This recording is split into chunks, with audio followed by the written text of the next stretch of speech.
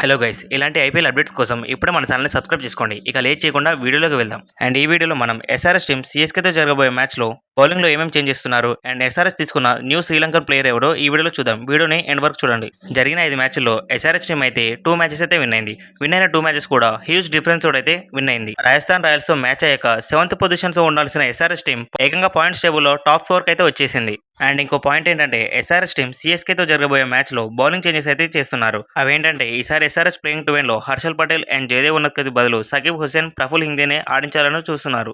వాళ్ళిద్దరిని ఎందుకు తీసుకోవాలనుకుంటున్నారంటే మన జరిగిన ఆర్ఆర్ మ్యాచ్లో వాళ్ళిద్దరు అయితే మంచి ప్రదర్శన ఇచ్చారు. అందుకే ఈసారి ఎక్స్పీరియన్స్ బౌలర్స్ కన్నా యంగ్ బౌలర్స్ వైపు చూస్తున్నారు ఎస్ఆర్ఎస్ టీం. అండ్ ఇంకో మెయిన్ పాయింట్ ఏంటంటే బ్రెడెన్ కార్స్ అయితే ఇంజురీ కారణంగా ఈ సీజన్ నుంచి తప్పుకున్నాడు. తన స్థానంలో శ్రీలంకన్ మీడియం ఫాస్ట్ బౌలర్ అయిన దిల్షన్ మధుశంకని తన స్థానంలో తీసుకున్నారు ఎస్ఆర్ఎస్ టీం. అండ్ ఈ డిసిషన్ మీకు ఎలా అనిపించిందో కామెంట్లో కామెంట్ చేయండి. అండ్ ఈ ఇన్ఫర్మేషన్ ఇస్తే వీడియోకి లైక్ చేసి సిఎస్కే వర్సెస్ ఎస్ఆర్ఎస్ మ్యాచ్ ఎవరు గెలుస్తారో కామెంట్లో కామెంట్ చేయండి.